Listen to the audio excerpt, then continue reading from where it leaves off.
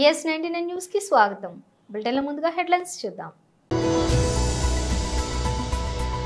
తాడేపల్లిలో పార్టీ కేంద్ర కార్యాలయంలో రాష్ట్ర అధికార ప్రతినిధి శ్రీ వేల్పుల రవికుమార్. నేరాలకు ఘోరాలకు care of address Vallabhaneni Vamsi. మాజీ మంత్రి KS జవహర్ మీడియా సమావేశం. తెలంగాణ భవన్లో BRS నేతల ప్రెస్ మీట్.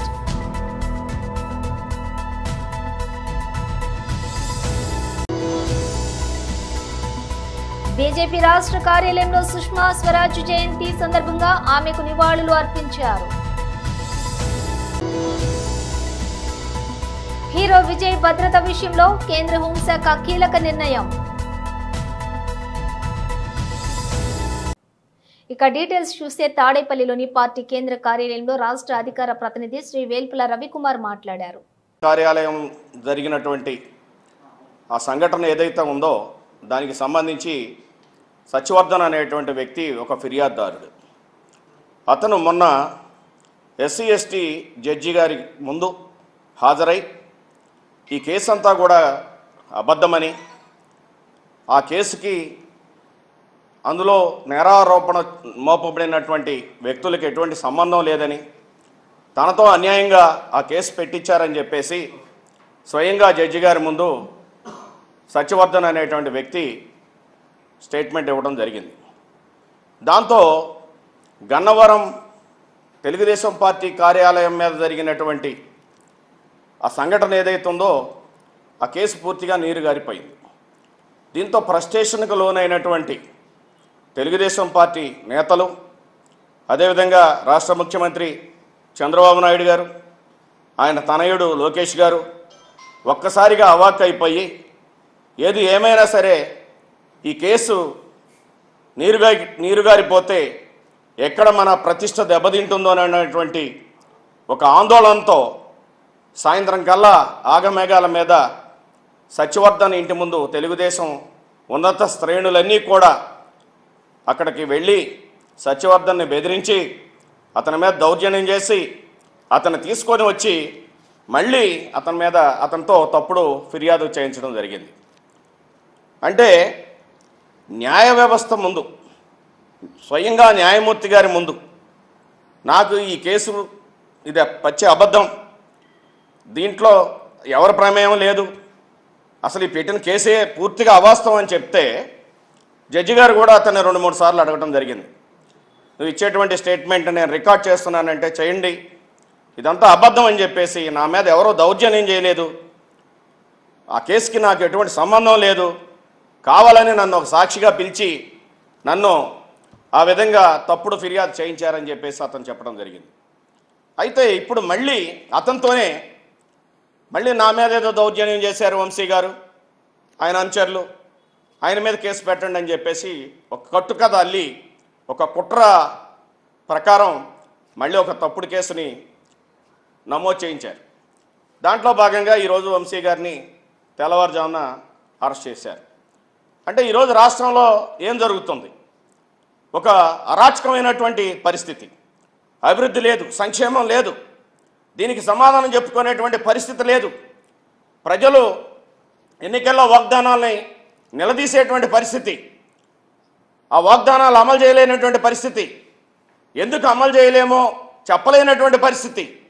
ఈ పరిస్థితులు ఈ రాష్ట్ర ప్రజల్ని ప్రక్కదారి పట్టించేదానికోసం తెలుగుదేశం అగ్రశ్రేణి నాయకులందరూ కూడా కుట్రబన్ని వైఎస్ఆర్ కాంగ్రెస్ పార్టీలో యాక్టివ్గా ఉన్నటువంటి నాయకులందరి మీద కూడా ఏదో ఒక తప్పుడు కేసు పెట్టి వాళ్ళని జైలుకు పంపించేసి ఏ విధమైన కేసు పెట్టాలి, ఎలా పెట్టాలి, ఎవరు పెట్టాలి, దానికి నేరాలకు ఘోరాలకు care of address Vallabhaneni Vamsi.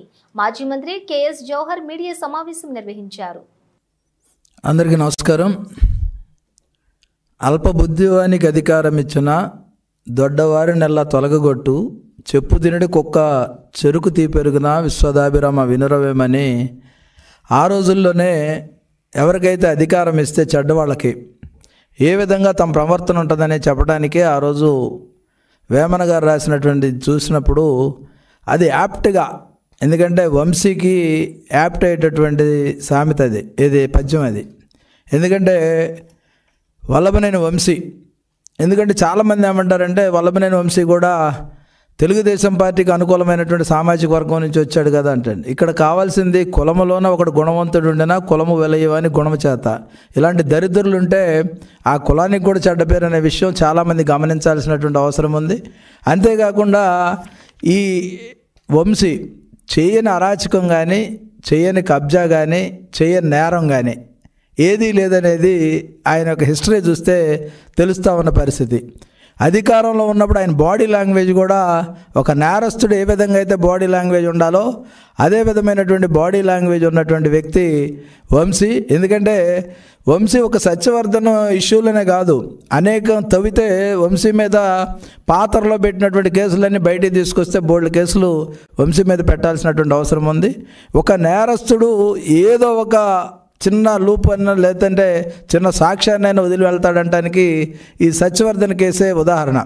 Satyavardhan అనే ఒక దళిత బిడ్డ తెలుగుదేశం పార్టీ ఆఫీసులో ఆపరేటర్గా పనిచేస్తూ ఉంటే ఆ రోజు దాదాపుగా 80-100 మంది చేత దౌర్జన్యం చేసి ఏ విధంగా కార్లు పగలగొట్టి కంప్యూటర్లు పగలగొట్టి విధ్వంసాన్ని సృష్టించి, అసలు విధ్వంసం సృష్టించాల్సినటువంటి అవసరం వంశీకి ఏముందని ఒకసారి ఆలోచన చేస్తే కేవలం తాడేపల్లి ప్యాలెస్లో తన బాస్ సైకోని ఏదైతే సంతృప్తిపరచడానికి మాత్రమే చేశాడు తప్ప వంశీ గన్నవరంలో తెలుగుదేశం కానీ తెలుగుదేశం పార్టీ శ్రేణులు కానీ ఏ రోజు అన్యాయం చేయాలి. ఆయన ఎప్పుడు నిలబడ్డా కానీ ఆయన ముఖం చూసేం ఓటేలే.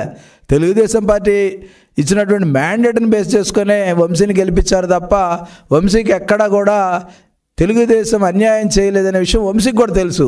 కానీ తెలిసిన తర్వాత ఎవరినో సంతృప్తిపరచడానికంటే ఆయన ఎవరిని సంతృప్తిపరచాలంటే సైకో నైజం ఉన్నటువంటి వ్యక్తులు, సైకో పిల్ల నైజం ఉన్నటువంటి పిల్ల సైజు ఉన్నటువంటి వ్యక్తులు ఏ విధంగా వ్యవహరిస్తారనేది మనం గన్నవరం తెలుగుదేశం పార్టీ ఆఫీస్ మీద దాడిని మనం చక్కగా వివరణ చేస్తే ఇదే అర్థమవుతా ఉంది. కేవలం అతనికి ఎటువంటి అన్యాయం చేయనటువంటి తల్లి లాంటి తెలుగుదేశం మీద ఆయన దాడి చేసి ఆ దాడిలో కేసులు పెట్టిన తర్వాత తప్పించుకోవడానికి అక్కడ కంప్యూటర్ ఆపరేటర్గా ఉన్నటువంటి సత్యవర్ధన్ ఒక దళితుడు, ఏమి చేయలేనివాడు, అశక్తుడు, అలాంటి వ్యక్తిని కిడ్నాప్ చేసి బలవంతంగా బెదిరించి SC/ST కోర్టు దగ్గరకు వచ్చి తెలంగాణ భవన్లో బీఆర్ఎస్ నేతలు ప్రెస్ మీట్ నిర్వహించారు.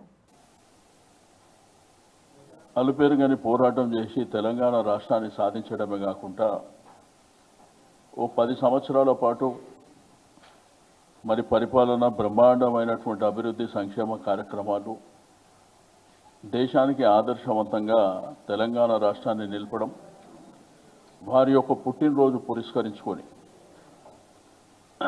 17వ తేదీన ఉదయం 10 గంటలకు ఇక్కడనే తెలంగాణ భవన్లో చాలా బ్రహ్మాండమైనటువంటి కార్యక్రమాలు, ఒకటి 71 సంవత్సరం కేక్ కటింగ్ కానివ్వండి, అదేవిధంగా కళాకారులు డప్పు వాయిద్యాలు, లంబాడ నృత్యాలు, CD క్యాసెట్ ఆవిష్కరణ, ఇవన్నీ కూడా ఆ రోజు మరి బ్రహ్మాండంగా ఏర్పాట్లు చేసుకోవడం జరిగింది. ఈ కార్యక్రమాలు అయిన తర్వాత మరి భోజనం కూడా రాష్ట్ర వ్యాప్తంగా ఉన్నటువంటి పార్టీ నాయకులు, శ్రేణులు, అంటే గౌరవ శాసన సభ్యులు కావచ్చు, శాసన మండలి సభ్యులు కావచ్చు, మాజీ చైర్మన్లు కావచ్చు, జిల్లా పార్టీ అధ్యక్షులు, కార్యకర్తలు, గులాబీ శ్రేణులు, ప్రజలు కూడా, అభిమానించేటువంటి ప్రజలు కూడా పెద్ద ఎత్తున గ్రామీణ ప్రాంతం, పట్టణ ప్రాంతం నుంచి సేవా కార్యక్రమాలు ఒక పండుగ వాతావరణంలో జరగాలనేటువంటి సంకల్పంతో ఈ కార్యక్రమాలన్నీ నిర్వహించడం. మీకు అందరికీ తెలుసు, గడిచిన 11 సంవత్సరాల నుంచి పెద్దమ్మ దేవాలయం నుంచి స్టార్ట్ అయినటువంటి ఈ యొక్క బర్త్డే కార్యక్రమాలు జల్విహార్లో కానివ్వండి, భవన్లో కానివ్వండి, చాలా ఘనంగా, గత సంవత్సరం కూడా ఘనంగా చేసినాం. ఈసారి కూడా చాలా బ్రహ్మాండంగా ఆ కార్యక్రమాలు, బర్త్డే కార్యక్రమంతో పాటు వారు నిండు నూరేళ్ళు ఆయురోగ్యాలతోని ప్రజలు కూడా ఎదురు చూస్తున్నారు వారి సేవ కోసం. కాబట్టి ఈ కార్యక్రమాలన్నీ మరి బ్రహ్మాండంగా నిర్వహించడం జరుగుతుంది. హైదరాబాద్ సిటీలో కూడా మా గౌరవ శాసనసభ్యులు, మా కార్పొరేటర్లు, మా మాజీ కార్పొరేటర్, డివిజన్ ప్రెసిడెంట్లు అందరూ కూడా వారి వారి ప్రాంతాలలో సేవా కార్యక్రమాలు చేసుకొని, దైవ కార్యక్రమాలు చేసుకొని, గుడి కానివ్వండి, మస్జిద్ కానివ్వండి, చర్చిల్లో కూడా ప్రార్థనలు చేసుకొని ఇక్కడికి 10 గంటల వరకు చేరుకోవడం జరుగుతుంది. పాత్రికేయ మిత్రులకు, ప్రింట్ మీడియా, ఎలక్ట్రానిక్ మీకు కూడా ఇన్విటేషన్. ఈ కార్యక్రమంలో మీరు కూడా భాగస్వాములు కావాలని. ఇది బర్త్డేకి సంబంధించినటువంటి కార్యక్రమం కాబట్టి దయచేసి అందరూ కూడా భాగస్వాములు కావాలని చెప్పి నేను ఈ సందర్భంగా కోరుతున్నాను. బీజేపీ రాష్ట్ర కార్యాలయంలో సుష్మా స్వరాజ్ జయంతి సందర్భంగా ఆమెకు నివాళులు అర్పించారు. లోక్సభలో బీజేపీ ప్రతిపక్ష నాయకురాలు తెలంగాణ రాష్ట్ర సాధనలో ఆ చట్టాన్ని పార్లమెంట్లో కార్యరూపం దాల్చడంలో కీలక భూమిక పోషించినటువంటి శ్రీమతి సుష్మా స్వరాజ్ గారి యొక్క జయంతి సందర్భంగా భారతీయ జనతా పార్టీ రాష్ట్ర కార్యాలయంలో ఘన నివాళి అర్పించడం జరిగింది. ఈ యొక్క నివాళులు అర్పించేటువంటి కార్యక్రమంలో బీజేపీ సీనియర్ నాయకులు, మాజీ శాసనసభ్యులు ఎండెల్ లక్ష్మీనారాయణ గారు, అలాగే భారతీయ జనతా పార్టీ సంఘటన మహామంత్రి చంద్రశేఖర్ తివారీ గారు, అలాగే రాష్ట్ర కార్యదర్శి శ్రీనివాస్ గౌడ్ గారు, ఇతర గౌరవ పెద్దలందరూ కూడా వారికి ఘన నివాళి అర్పించడం జరిగింది.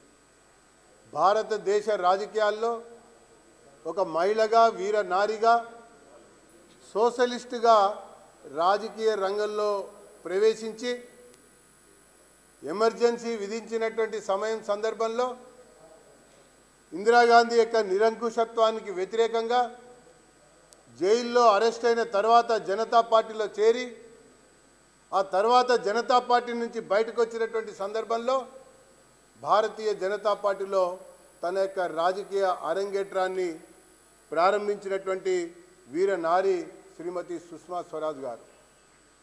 ఆమె కేంద్ర మంత్రిగా, ఢిల్లీ ముఖ్యమంత్రిగా, లోక్సభలో ప్రతిపక్ష నాయకురాలుగా అనేక సందర్భాల్లో అనేక అంశాలపైన, అనేక విషయాలపైన ధారాళంగా తన యొక్క వాగ్దాటితో ప్రజా సమస్యల్ని లేవనెత్తడమే కాకుండా పాలనా పరిపాలనలో తన యొక్క ముద్రని చాటుకున్నటువంటి మహిళ శ్రీమతి సుష్మా స్వరాజ్ గారని చెప్పని ఈ సందర్భంగా తెలియజేస్తా ఉన్నాం.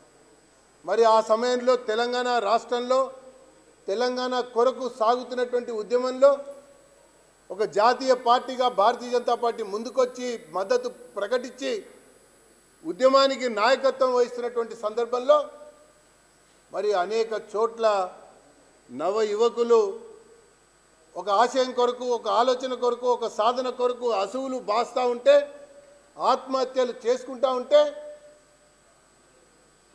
చలించిపోయినటువంటి సుష్మా స్వరాజ్ గారు హైదరాబాద్కు వచ్చి బీజేపీ మీకు అండగా ఉంటుంది, ఈ రాష్ట్రాన్ని సాధించి తీరుతాం, మీరు మళ్ళీ ఎవ్వరు కూడా ఆత్మహత్యకి పాలు పడకూడదు అని చెప్పని విజ్ఞప్తి చేసినటువంటి మహిళ శ్రీమతి సుష్మా స్వరాజ్ గారు అని చెప్పని నేను పేర్కొంటా ఉన్నాను. ఆ తర్వాత కూడా లోక్సభలో అప్పటి అధికార పార్టీ బిల్లు ప్రవేశపెడుతున్నప్పుడు తెలంగాణ రాష్ట్ర బిల్లు రూపకల్పనలో ఆ యొక్క బిల్లు ఆమోదింపజేయడంలో ఆ బిల్లు ద్వారా రాష్ట్ర ప్రయోజనాలను పరిరక్షించేటువంటి అంశంలో తమిళగ వెట్రి కళగం చివికే అధ్యక్షులు ప్రముఖ హీరో విజయ్ భద్రతా విషయంలో కేంద్ర హోంశాఖ తాజాగా కీలక నిర్ణయం తీసుకుంది. ఆయనకు Y+ కేటగిరీ భద్రత కల్పించింది. ఈ మేరకు కేంద్ర హోంశాఖ ఉత్తర్వులు జారీ చేసింది.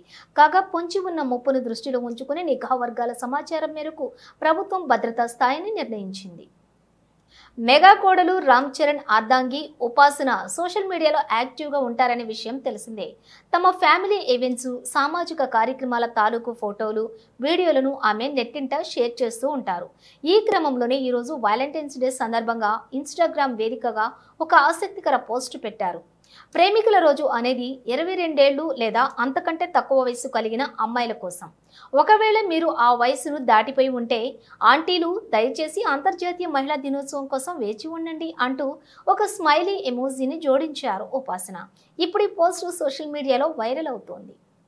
కాపురం మండలంలోని సర్వే నెంబర్ 199లో గల ప్రభుత్వ భూమి 1500 గుంటలలో నిర్మించినటువంటి అక్రమ నిర్మాణాలను తొలగించడం జరిగింది. ఈ ప్రభుత్వ భూమిని కబ్జా చేసినటువంటి మంత్రి లక్ష్మణ్ అనే వ్యక్తిపై ఇంతకు ముందే భూ తగాదా కేసులు 10 ఉన్నాయని, భూ కబ్జాలకు పాల్పడటమే కాకుండా తమ విధులకు కూడా అడ్డంగా నిలుస్తున్నాడని ఎంఆర్ఓ తెలియచేయడంతో ఆ విషయంపై స్పందించి collector CP ACP Kushaiguda CI మంత్రి లక్ష్మణ్ పై పీడీ యాక్ట్ విధించింది. బాండ్ ఓవర్ చేయడం కూడా జరిగిందని ఎంఆర్ఓ తెలియజేశారు. అయితే ఈ విషయంపై ఎంఆర్ఓ సుచరిత విలేకరులతో మాట్లాడుతూ కాపురలోని సర్వే నెంబర్ 104, 510, 583, 586 మరియు చెర్లపల్లిలో సర్వే నెంబర్ 30, 125లలో ప్రభుత్వ భూమిని కబ్జాదారుల నుండి కాపాడి ఫెన్సింగ్ వేయడం జరిగిందని తెలియజేశారు. ప్రభుత్వ భూమిని కబ్జా చేసిన ప్రభుత్వ అధికారుల విధి నిర్వహణకు ఆటంకం కలిగించిన వారిపై కఠిన చర్యలు తప్పవని తెలిపారు. అమీన్ అనే వ్యక్తికి అసైన్మెంట్ చేస్తే అతని దగ్గర మంత్రి లక్ష్మణ్ అనే వ్యక్తి కొనుగోలు చేయడం జరిగింది. అప్పట్లో బైఫర్కేషన్ కాకముందే 2013లోనే మన మంత్రి లక్ష్మణ్కి పిఓటి కింద నోటీస్ ఇచ్చి ల్యాండ్ రెజ్యూమ్ చేసుకొని పంచనామా చేసి భూమిని హ్యాండ్ ఓవర్ చేసుకోవడం జరిగింది. దాని తర్వాత మొన్న రీసెంట్గా ఎలక్షన్ 23లో భాగంగా మొత్తం 15 గుంటలలో షెడ్యూలు నిర్మాణం చేసి దాన్ని లీజ్కి ఇవ్వడం జరిగింది. ఈ జనవరి నెలలో కంప్లైంట్ ఆధారంగా తీసుకొని గవర్నమెంట్ ల్యాండ్ ఎంక్రోచ్మెంట్ అవుతుంది అని అంటే పోలీస్ ఫోర్స్తోని డిమాలిషన్ చేయడం జరిగింది. డిమాలిషన్ చేసిన సందర్భంలో అతను చాలా ఫిల్దీ లాంగ్వేజ్ యూజ్ చేయడం జరిగింది. అతని మీద ఎఫ్ఐఆర్ ల్యాండ్ గ్రాబింగ్ కేసులు 10 కేసులు నమోదైనాయి. అతని మీద ఆల్రెడీ మళ్ళీ ఇంకొక ఎఫ్ఐఆర్ బుక్ చేసి పీడీ యాక్ట్ కింద కూడా అతనికి చేయమని చెప్పేసి రిక్వెస్ట్ చేయడం జరిగింది. దానికి కలెక్టర్ గారు, సిపి గారు స్పందించి అతని మీద ఉన్న కేసులన్నీ తీసి పీడీ యాక్ట్ బుక్ చేసి 1 ఇయర్ జైలు శిక్ష కూడా వేస్తామని చెప్పారు. కంపల్సరీ రిమాండ్కి పంపిస్తామని చెప్పారు. ఈ విషయంగా అతను ప్రెస్ మీట్ పెట్టడం జరిగింది. ఆ ప్రెస్ మీట్లో భాగంగా ఎంఆర్ఓ లంచం అడిగిందని, ఎంఆర్ఓకి డబ్బులు ఇచ్చానని దుష్ప్రచారం చేసి అసలు అనవసరంగా ఎంఆర్ఓ మీద అభాండాలు వేయడం జరిగింది. అసలు మంత్రి లక్ష్మణ్ అనేవాడు నేను వచ్చి రేపటికి 1 ఇయర్ అవుతున్నా కూడా అతని పేరుతో కానీ మనిషిగా కానీ నాకు అతని గుర్తింపు కూడా నాకు తెలియదు. అలాంటిది అనవసరమైన అభాండాలు రెవెన్యూ వ్యవస్థ మీద వేసి దుష్ప్రచారం చేసి ప్రెస్ మీట్ పెట్టి ఇవన్నీ చాలా వాడు మాట్లాడిన ఫిల్దీ లాంగ్వేజ్కి గాను ఇమ్మీడియట్గా సిఐ గారు కానీ, ఏసీపీ సార్ కానీ, కలెక్టర్ సార్ కానీ, సిపి సార్ కానీ అందరు స్పందించడం జరిగింది. అతని మీద ఎమ్మటే బైండ్ ఓవర్ కూడా చేయడం జరిగింది. ఈరోజు బైండ్ ఓవర్ కూడా తీసుకొని రావడం జరిగింది. దానికి బైండ్ ఓవర్ సిఐ కుషాయిగూడ గారు తీసుకొచ్చి బైండ్ ఓవర్ చేయడం జరిగింది. అతని మీద పీడీ యాక్ట్ కూడా నమోదు చేస్తామని చెప్పింది. ఆ ల్యాండ్ ఆల్రెడీ ఇప్పుడు ఫెన్సింగ్ కూడా వేయిస్తాను. ఒక 2-3 డేస్లో ఫెన్సింగ్ కూడా వేయించడం జరుగుతుంది. ఎందుకంటే అది చాలా కోట్లలో విలువైన భూమి. 15 గుంటలు కాపురాలు అంటే అంత ఈజీ కాదు. ఈజీ మనకి ఆల్రెడీ కాపురాలో నేను 5-6 ఫెన్సింగ్లు వేయడం కూడా జరిగింది. సర్వే నెంబర్ 104 కానీ, 583 కానీ, 510 కానీ, 586 కానీ, డిఫరెంట్ చెర్లపల్లిలో సర్వే నెంబర్ 30 కానీ, 125 కానీ, ప్రతిదీ చాలా జవహర్ నగర్లో కానీ చాలా ఫెన్సింగ్లు వేయడం జరుగుతుంది. ఇంకా బడ్జెట్ రిక్వైర్మెంట్ ఉన్నది. అది వస్తే కనుక ఇమీడియట్గా మిగతా ల్యాండ్స్ కూడా 1 by 1 వేస్తుంటాను. నిన్న మాజీ శాసనసభ్యులు చేసిన దొంగ ధర్నాకు ఆయా గ్రామాలకు సంబంధించిన ప్రజలు ప్రెస్ మీట్ పెట్టి సమాధానం ఇవ్వటం జరిగింది. గతంలో బెండ్రాన్పల్లి, అనంతసాగర్, సత్యగ్రామ, చందాపూర్, జూకల్ గ్రామాల నుండి నారాయణఖేడ్ పట్టణం వరకు అసలు రోడ్డు సౌకర్యం లేకుండే. కానీ గత పట్లోళ్ల కృష్ణారెడ్డి సహకారంతో ఆయన కృషితోటి రోడ్డును ఏర్పాటు చేయడం జరిగింది. ఈ కార్యక్రమంలోని రమేష్ చౌహాన్, సంగన్న, న్యాయవాది పండరిరెడ్డి, మాణిక్యం, మాజీ ఎంపీటీసీలు నాగభూషణ్ రెడ్డి, శివారెడ్డి, అశోక్ రెడ్డి, వినయ్, మాజీ సర్పంచ్ అంజిరెడ్డి, సంగమేశ్వర్ పాటిల్, శంకర్, మేస్త్రి మరియు బండపల్లి, అనంతసాగర్, సత్యగామ, అలాగే చందాపూర్, జూకల్ గ్రామాల ప్రజలు మరియు తదితరులు ఈ కార్యక్రమాలలో పాల్గొన్నారు. మరొకసారి మాట్లాడకుండా నీ నేలకే కూడా కోసేస్తామని కూడా హెచ్చరిక చేస్తా ఉన్నా. మరి నల్లావాగు ప్రాజెక్టులో నీళ్లు కూడా ఈరోజు వదులుతలేరంటే నల్లావాగు కామిన్ చెరువు కల్లేరు వరకు ఆ రోజు దివంగత నేత కిష్టారెడ్డి గారు అనేక గ్రామాలకు అక్కడ కామిన్ చెరువు కూడా లాస్ట్కు నీళ్లు పోయాయి. దొంగలాగా మీరు నీళ్లు దోచుకొని ఖానాపూర్కు పారబెట్టుకున్న నువ్వు మరి ఆ రోజు పిఎస్సి చైర్మన్లో ఉండి ఎక్కడెక్కడైతే కమిషన్ తీసుకున్నావో యూరియా, డిఏపి, బర్రు, గొర్రు అన్నీ కూడా మీ నాయనని చెప్పిండు. మా భూపాల్ రెడ్డి దొంగ ఉన్నాడు, వాడు మంచిగా చేయడు. నారాయణఖేడ్ ప్రజలకు ఎప్పుడు కూడా వాడు ఏమైనా అయితే నారాయణఖేడ్ను పూర్తి దోచుకుంటాడని మీ తండ్రి పదే పదే చెప్పిండు. మరొకసారి మా నాయకుల పైన కాంగ్రెస్ పార్టీ జోలికి వస్తే బిడ్డ భూపాల్ రెడ్డి నారాయణఖేడ్లో మరి నీకు లాస్ట్కు ఉన్నదిగా నీకు ఇక గతి. మరొకసారి కూడా మా నాయకులు చెప్తే అభివృద్ధి పైన చర్చకు మేము సిద్ధంగా ఉన్నాం. అభివృద్ధిలో భాగస్వామ్యంగా అభివృద్ధిలో ముందుకు తీసుకపో. దమ్ముంటే 22 పనులు చేస్తే నీకు బిల్లులు ఇప్పించకపోతే మా గౌరవ శాసనసభ్యులకు, పార్లమెంట్ సభ్యులకు మేము నిలదీస్తాం. నారాయణఖేడ్ ప్రజలకు మరి భాగస్వామ్యులమై గిరిజన తండాలకు వచ్చిన రోడ్లు కానీ అవి ఏవైనా మరి 22 పనులు చేస్తే నారాయణఖేడ్ ప్రజలు నిన్నే స్వాగతిస్తారు. మరి కాబట్టి పేరు కాంగ్రెస్ వాళ్ళకి రాదు, కాంట్రాక్టర్ నువ్వు, నీ కుమారుడు కాంట్రాక్టరు. కాబట్టి మీరందరూ మరి పనులు చేసి నారాయణఖేడ్ ప్రజలకు మేలు చేయాలి. మరొకసారి ఇట్లా కల్లిబొల్లి మాటలు చెప్పి రెచ్చగొడితే నీకు ఎక్కడైనా ఇక లాస్ట్గా నీకు ఏం లేదు, నువ్వు ప్రెస్టేషన్లో ఉన్నావు. మరి నేను ఎప్పుడు ఎమ్మెల్యే కాను. రెచ్చగొడుతూ అనేక 9 సంవత్సరాలు మరి ఏ రోడ్డు పైన ఎందుకు ధర్నా చేయలేవు? ముఖ్యమంత్రి కేసీఆర్కు, హరీష్ రావుకు చూస్తే నీ లాగులు దర్శినాయి. మరి అదే మా ఎమ్మెల్యే సంజీవ్ రెడ్డి, రేవంత్ రెడ్డి ముఖ్యమంత్రి ఉన్నా ఎవరిని భయపడకుండా నారాయణఖేడ్ పట్టణ అభివృద్ధి కోసం అనునిత్యం ముందుకు తీసుకుపోతుంటే మరి కాంగ్రెస్ వాళ్ళు అడ్డు తగులుతా ఉన్నారు. బిడ్డ భూపాల్ రెడ్డి నీకు ఎన్నోసార్లు చెప్పినాం అదృష్ట ఎమ్మెల్యే అని. మరొకసారి ఇప్పుడు ఎంపీటీసీ స్థానిక సంస్థలో ఒక్క సీటు కూడా నువ్వు గెలవలేవు.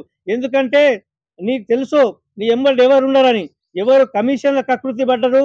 భూపాల్ రెడ్డి నియోజకవర్గంలో కమిషన్ల కకృతి పడి నీ జయశ్రీ రెడ్డి అమ్మ కళ్యాణ లక్ష్యంలో 5,000, 10,000 తీసుకున్నా నీ భార్య కాదా అని కూడా భూపాల్ రెడ్డి నేను హెచ్చరిక చేస్తా ఉన్నాను.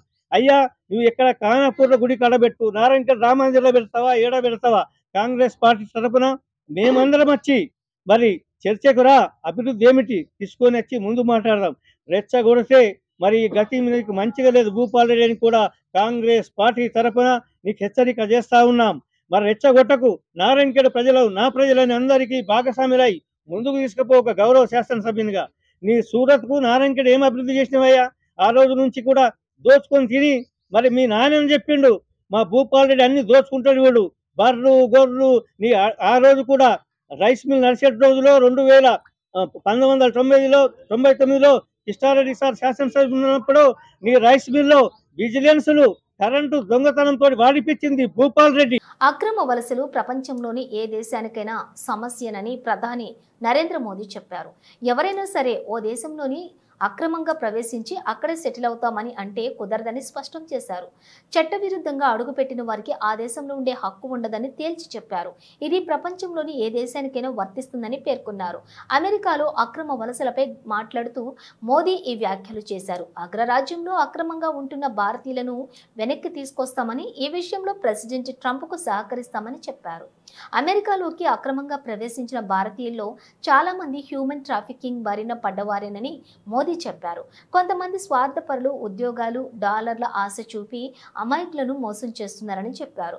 వారి మాయమాటలు నమ్మి అడ్డదారులో యువత, పేదరికంతో బాధపడుతున్న వారు అక్రమ వలసదారులుగా మారుతున్నారని వివరించారు.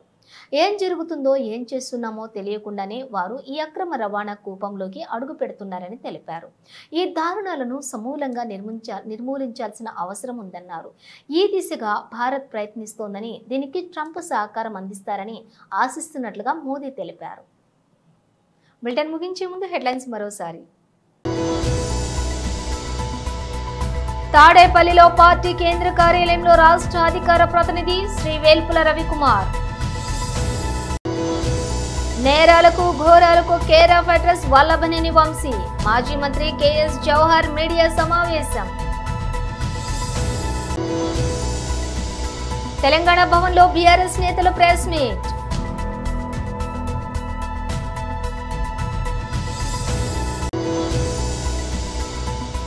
బీజేపీ రాష్ట్ర కార్యాలయంలో సుష్మా స్వరాజ్ జయంతి సందర్భంగా ఆమెకు నివాళులు అర్పించారు. హీరో విజయ్ భద్రత విషయంలో కేంద్ర హోంశాఖ కీలక నిర్ణయం. ఇవి బులెటిన్ విశేషాలు. మరో బులెటిన్తో మళ్ళీ కలుద్దాం.